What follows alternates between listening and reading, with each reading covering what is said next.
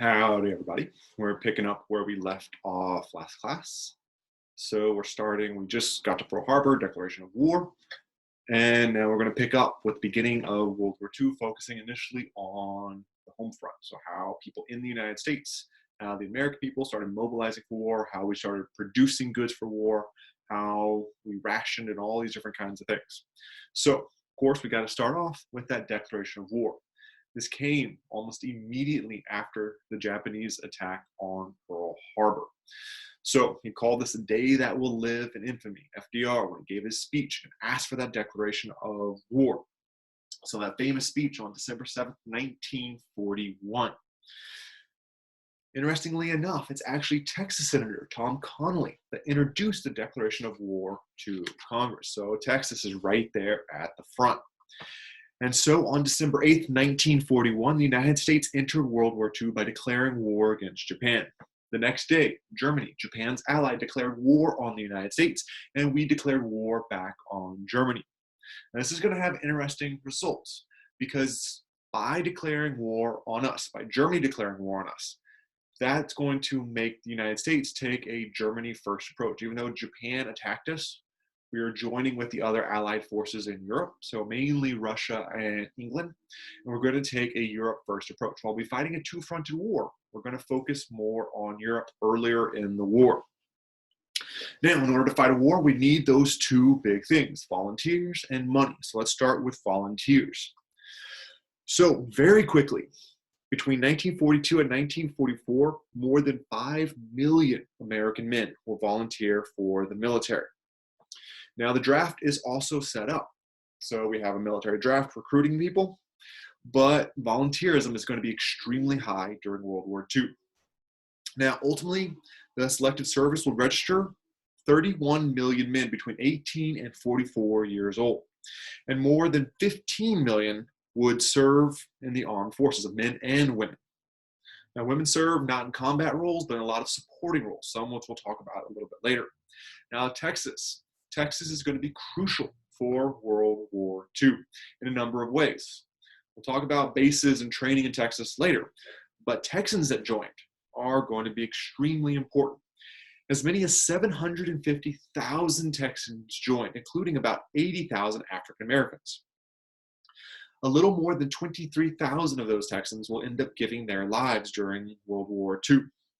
The Department of Defense announced in 1942 that Texas had furnished a larger proportion, a larger percentage of its population for military service than any other state. So we are right there at the front lines of Texas. By the end of the war, 36 Texans had won the Congressional Medal of Honor, and the two most decorated servicemen from World War II were both from Texas. Over 150 American generals were from Texas, including Dwight D. Eisenhower, the overall commander of the European theater for not just the U.S. forces, but all Allied forces, as well as Chester Nimitz, the commander of the entire Pacific Fleet. Texas A&M University alone, which at the time was a male-only military-focused institution, provided some 14,000 officers during the war, more than both the U.S. Military Academy at West Point and the U.S. Naval Academy combined. So A&M is right there at the forefront. My grandfather was one of these guys that served in the Navy during this time period. Now, there's a famous quote from Patton during this time period. And he's talking about graduates from Texas A&M. He says, "Give me an army of West Point graduates and I will win a battle. But give me a handful of Texas Aggies and I will win a war." So this just goes to show Texas is going to have a dramatic impact on this war. Now, lots of other people are volunteering for the war as well. In particular, African Americans will volunteer in extremely large numbers. Now, remember, when World War II began, the Air Force and Marines had no Black members at all. This will change over the course of the war. The Army restricted its numbers of Black soldiers, and the Navy only allowed African Americans to be waiters or cooks. But the demand of the war opened up African Americans to these new positions, many in combat roles. However, despite having more military opportunities, it is still going to be a segregated military. Now, Mexican Americans will also serve in high numbers, but they get to serve in blended units because they fall under the Caucasian category. It was either white or black, and they, as we talked about earlier in the semester, fell under that white category that they had been pushing for with earlier civil rights movements. Native Americans, interestingly enough, are going to serve in some of the highest percentages based on their population. So as many as 25,000 Native Americans volunteered for service in the Army. Now they too served in integrated units, and these numbers represent, this 25,000 represents about a third of all able-bodied men in the Native American communities. So this is huge percentage. So they have recently been given citizenship. So 1920s or so is when we talked about them getting the Native American Citizenship Act. But this is a big thing. And other Indian groups like the Navajo are going to be crucial for the Pacific Campaign because they are going to use their language, the Navajo language, as a code in order to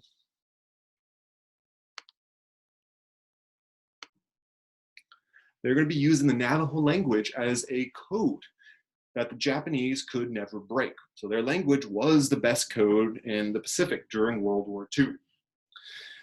Now, speaking of Japan, Japanese Americans are going to serve in large numbers as well. And this is particularly interesting for the people that volunteered for the war, because while these men volunteered to serve during World War II, their families back home were being put in internment camps because of fear that the Japanese Americans might turn against the United States and help the enemy.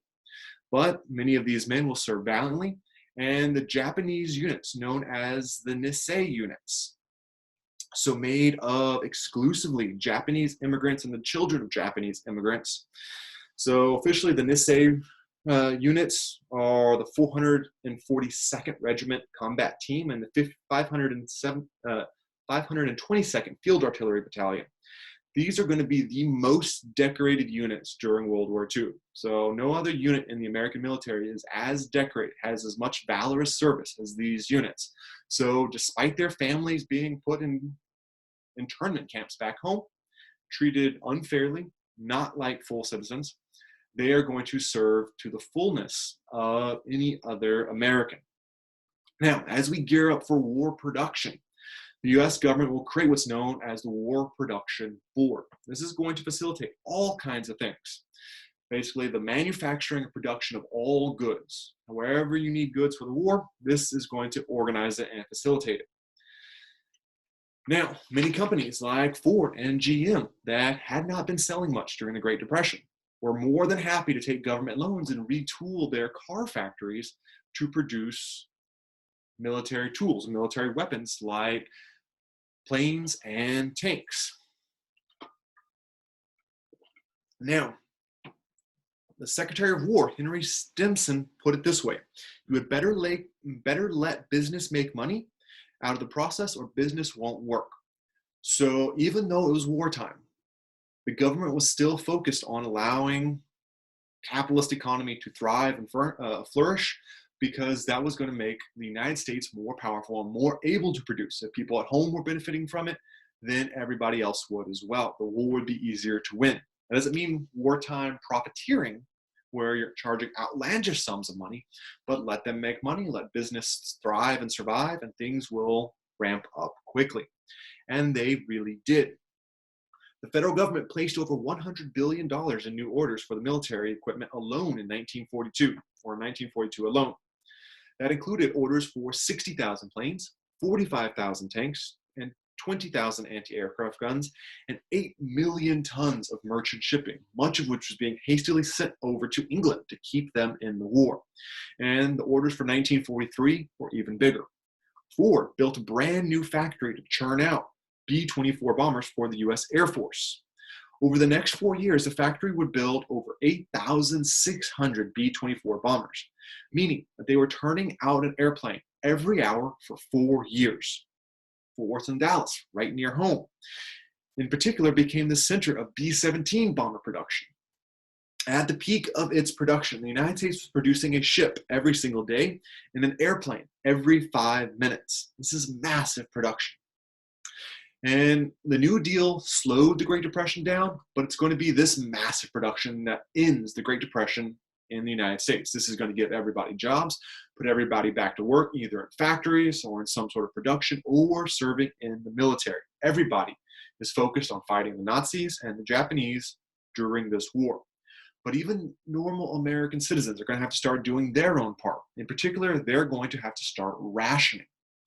Now, rationing, in the simplest terms, is people at home who aren't fighting sacrifice goods they would normally have in order to keep the military might of the United States going, to make sure the men have food and supplies they need to keep fighting. So we ration things like gasoline and oil, soon followed by food such as meat, butter, and sugar. Now, the way rationing worked is you basically got stamps or points that you could use to buy certain goods. And certain goods would only be available on certain days or in certain amounts. So you had to have your stamp card or ration card in order to buy things. And the newspapers published very intricate, detailed lists and charts of what you could buy, when you could buy it, how many points things cost, all this kinds of stuff. But it was all focused on making sure the soldiers had enough supplies and resources to fight the war. To supplement the restrictions, many people started planting what are called victory gardens. These, instead of having a nice backyard or a nice front yard that's just decorative, people plowed them up, planted their own vegetables, and this is going to be huge. About 20 million victory gardens across the United States produced about 40% of all vegetables during the war. So this is a massive alleviation of the pressure on industrial style farming, because now those resources can go towards the military while Americans are basically feeding themselves. And this is a huge help. Rationing gas is going to be huge as well, because the military engine needs to be fueled in a very literal sense. However, Texans were not so thrilled on this. The governor of Texas at the time explained that gasoline and the long distances in Texas made gasoline as necessary in Texas as, quote, the saddle, the rifle, the axe, and the Bible. That being said, after about a year of resisting, Texas too begins to ration gas. There were scrap metal drives all around the nation. So if you had an old messed up barn or old car or old metal, old bridges, all these kinds of things, pull all that together, donate it, and this helps supply the factories and keep them in with enough metal. Paper is going to be huge, and the first paper products that parents got rid of were comic books. These, in many of their minds, useless things. This is why the golden age comics from this time period are so valuable, because many of them are destroyed. And this is going to be building our own rhetoric, our own propaganda in America as well. You have Captain America and Superman fighting Hitler and Tojo in Japan. So you have all these things going on, all playing an important rhetorical part of the war, but also being kind of a donated good to help supply paper. Now, speaking of propaganda in a different sense, other campaigns like Rosie the Riveter is going to encourage women to begin leaving the home and participating in factory work. So more than 6 million women took these defense industry jobs and picked up where their men left off when they went off to war. More than 75% of these women were married, and most were over 35 years old. And this was the first time that women were not only allowed to work, but were widely expected to work, expected to do their duty for the war effort. And it was liberating for many, and the jobs paid very well. A female shipyard worker in Mobile, Alabama earned twice as much as a waitress in the same town would. And by 1945, women made up 36% of the workforce. But women played other roles during the war as well. So you have the Women Auxiliary Service Pilots, WASPs, who flew many of the non-combat roles, both in the US and Europe. So they play an important role. You also have the WACs, the Women's Army Corps. So this is women doing non-combat roles in the Army. So women are absolutely essential, both at home and in the military. But women were not enough. So we mobilized a vast portion of our female population in the United States, but that simply wasn't enough. We needed more workers, more laborers, while our men were off fighting. So we turned to the people we deported from our nation during the Great Depression. We turned to Mexican Americans. Now, this is going to be kind of a bittersweet thing. Many of these Mexicans wanted to come back to the United States and work, but they had been treated pretty horribly during the Great Depression by the United States. Now, this new program is called the Bracero Program. Started in 1942, and it's to bring a lot of Mexican immigrants to the United States to work on farms to help harvest many of the crops we needed that we simply did not have labor to harvest. Now, the one place Mexico refused to send any Mexican immigrants or Mexican workers to was, of course, Texas. Texas, who had this long tradition of discriminatory practices against Mexican Americans. In order to reassure Mexico, Texas is going to issue something called the Caucasian Race Resolution Act in 1943, and the Good Neighbor Commission of Texas basically saying, we promise to be nice. We promise to treat Mexican Americans more fairly and to give them the civil rights and treatment that they deserve. Now, in the midst of all this, so we have massive new immigrants, but people all across the nation are beginning to move to cities for kind of the second major time. We had that first major movement after World War I. And during World War II, even more people are moving to cities to look for jobs in the new factories and all this kinds of stuff. About 5.4 million Americans will leave the farms and head to towns and cities looking for work. What's really driving much of this movement is, at least in Texas, is going to be military investment. You're going to have a lot of new bases, a lot of new factories being set up to support the military. So in Texas, somewhere around 1.4 million men and women of all branches were trained in Texas. And these bases continue to grow. There were about 44 Army and Navy bases built and expanded in Texas alone. There were also 65 airfields established by the Air Force in Texas. Now, Texas had a very particular benefit for the Air Force. As we all know, Texas, most of the time, is hot and dry. We don't get a lot of really cloudy, rainy days, certainly not like Seattle or other places around the US. So Texas was an optimum place for training pilots, both for the Navy and the Army. So the Air Force is just coming into its own during this time period. Now, this could lead to some tensions, and some tensions did arise in Texas when you had Mexican-American troops stationed next to white troops. You did have some conflict arise. Now, Texas is also interesting in another way. Texas housed the largest POW camps in the United States. Now, POW means prisoner of war. So whenever we captured enemies overseas, we moved them over to the United States. Now, the rules of war, they're rules of war, state that whatever environment you captured an enemy troop, you had to imprison them in a similar environment. So those prisoners that were captured in North Africa, the German troops that we'll capture, we'll talk about this later, but captured in North Africa are going to be brought to a similar environment, and that similar environment is Texas. So right around Hearne, Texas, just a little bit of northwest of College Station, where A&M is going to house the largest POW camp. So this is where about 50,000 German, Italian, and Japanese prisoners of war were going to be held. Now, this is going to be mostly Germans in this particular camp in Hearne, Texas. But nonetheless, this is going to be a very interesting camp. Now, we think of Nazis, we think of Germans as these big, evil, bad guys that we probably wouldn't treat very fairly, very politely, or kindly in these camps. But the U.S. had a very clear goal with these prisoners, and we're going to treat them accordingly. Now, the troops captured in North Africa, these German troops are basically exempt from all the war crimes after the war, because no concentration camps, no massacring of Jews in North Africa. They were too busy fighting the British and later the Americans. So these troops, these German men, are going to be ripe for kind of indoctrination by the United States, and we're going to use these POW camps to do that. So Hearne, Texas, you can see some of the barracks and prison barracks being built, and the camp is being kind of refurbished and rebuilt today so people can go visit it. I think it's just recently opened. But this is more of a summer camp than a prison camp. People had big dining halls, they had soccer teams, they published their own newspaper, they had bands, they had pretty much anything you could imagine doing what's even crazier, as long as they left their prisoner uniforms on, they could leave the camp, go into Herne, get work at local farms, go out to eat if they had earned a little bit of money, all these kinds of things.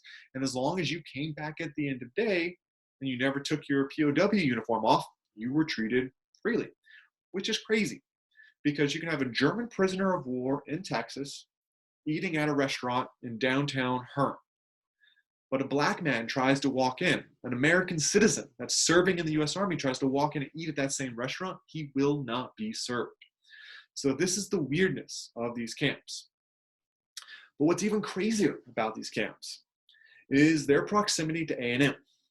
Texas A&M gave professors, so German professors that were imprisoned in these camps that happened to be soldiers that got captured, they gave them accreditation and allowed them to teach classes in the courses that they normally taught. And the men that took their classes in the prison camp were given credit from A&M. Many more were allowed to take courses by correspondence. So all throughout the war, these German prisoners were able to take courses from A&M. And this is going to create an educated, American-loving, college degree holding, Texas A&M degree holding group of German men that after the war are going to return home with college educations, with a love for America, and they're going to be the ones that help rebuild the United States, all because of how we treated them and what we did with them during their time as prisoners. Now, other military investment in Texas. This is going to help Texas weather the war better than pretty much any other state. While other states are benefiting from the war in other ways, such as production, Texas has one resource that's going to make it boom more than anything else. So we are producing planes like you see in the picture there, but it's going to be oil. In 1941, Texas had larger known oil reserves and natural gas reserves than any other nation, not other state, but other nation. So Texas was the heart. Middle Eastern oil hadn't been discovered, certainly not in the volume as it will be later. So we're going to build two pipelines running from Texas all the way to the Northeast, where it is refined. Now, the reason we didn't want to ship oil on big tankers is because the Germans did have submarines off the US coast periodically that could sink our shipping, and we were paranoid about that. So it was never a large number, but they were there, and we knew they could reach us. So instead, we built pipelines to ship all this Texas oil to be refined on the northeastern coast in places like New Jersey. But manufacturing in Texas is also booming. So shipyards is going to grow like crazy. The Navy found that the deep water Texas ports were perfect for building ships. The small, tiny hamlet of Orange, Texas grew from fewer than 7,000 people to more than 33,000 people because of the building of the military shipyard. My wife's grandmother, she grew up in Orange. She saw this transformation happen during the war. In places like Dallas and Fort Worth, you had the B-17 bombers that we were talking about. And an interesting product that Texas is producing is TNT for the war effort as well. Without TNT, you don't have all the bombs for the war. Now we have to pay for the war. So initially, big thing we're going to use to pay for the war is taxation. So this is where the Revenue Acts of 1942 and 1943 come into effect. So this is what's going to create kind of our modern tax system with a major income tax. Now, any American who made more than $600 a year had to file an income tax return. And this is going to boost the US government's revenue from about $5 billion in 1940 to $44 billion a year in 1945. Now, taxes paid for about 45% of the war. The rest was financed through deficit spending, so creating debts. And most of those debts came in the format of war bonds. And you can see, in trying to convince people to buy these war bonds, they're going to use a lot of different tactics. So you can see in this little propaganda poster, don't let that shadow touch them. So you see the swastika in the background saying, if you don't give money to the war, the Nazis are going to come kill your children. So it's a very kind of forceful message. But you also have other ways. If you all remember to the Marvel Cinematic Universe with the first Captain America movie. When he first gets his superpowers, they don't really use him as a hero. Instead, they put him as kind of a showman to song and dance, trying to recruit people. And that's kind of what's happening. You have big performers, go perform, go try to recruit. Whenever you have a war hero succeeding in Europe or the Pacific, they bring them home to basically get them to convince people to support the war. But these fears along the home front are escalating as well. In particular, while we do fear the Germans, it's going to be the Japanese that we fear the most because they hit us. The Germans, while we were going to be fighting them, they hadn't hit us at home. The attack on Pearl Harbor really made us kind of nervous about the Japanese, particularly because we had so many Japanese Americans on the West Coast. Now, at the time of the war, there were about 125,000 Japanese Americans on the West Coast. This necessitated practice blackouts, nightly curfews, in fear of a potential Japanese attack. Now, you can kind of see here that we're going to create internment camps. Basically, now don't mix up these with concentration camps. These were never an extermination. This was an isolation, trying to prevent Japanese Americans from having many of their civil liberties that they deserved. But you can kind of see all across the country, many people were moved, many Japanese Americans were moved from the West Coast towards the center of the nation to places like Texas or Oklahoma. So now other kind of targeting attacks on the Japanese occurred as well, aside from being moved into camps. So Time magazine published an article titled "How to Tell Your Friends from the Japs," which included some tips as Japanese, except for wrestlers, are seldom fat. And quote, "The Japanese are likely to be stockier and broader hip than the Chinese." So basically what these articles are telling you is how to racially profile the right type of Asian people, how to discriminate against Japanese and not Chinese. Now, it's all racist, it's all inaccurate, it's all just fear speaking, but nonetheless, this was happening. And in early of 1942, Roosevelt is going to sign Executive Order 9022, which is going to formalize these internment camps. So what was starting off as just discrimination is now formalized into an actual internment camp policy. So many of these Japanese Americans were given very little time to liquidate their assets, to sell their house, to sell businesses. And they were told, if you don't do this, it's just going to get forfeited. So businesses and homes that have taken a lifetime to establish are liquidated in a matter of just a few weeks, only taking what they can carry with them. So this is not an ideal thing. This is not a fair thing, but nonetheless. Now there's going to be 3 major internment camps in Texas located at the towns of Kennedy, Seagoville, and Crystal City, housing about a total of 4,000 Japanese Americans. Now what's interesting, in Texas, we had about 458 Japanese Americans, none of which were interned. Only those from the West Coast were put into these camps. And it's going to be by this point in time, with all this effort, the mobilization of men, women, Mexican Americans, African Americans, all the different volunteers from every ethnic group in the United States, we're beginning to wage what is known as total war. This is the idea that an entire society is ready and devoted to the sole purpose of going to war. Remember, 15 million men were beginning to wage war on 2 fronts, both in Europe and in the Pacific. And this is a war in which we've never really seen before or since. It was on a scale that mobilized more people than ever before in war. But we'll stop there for right now, and we'll pick up with the next lecture talking about the waging of World War II.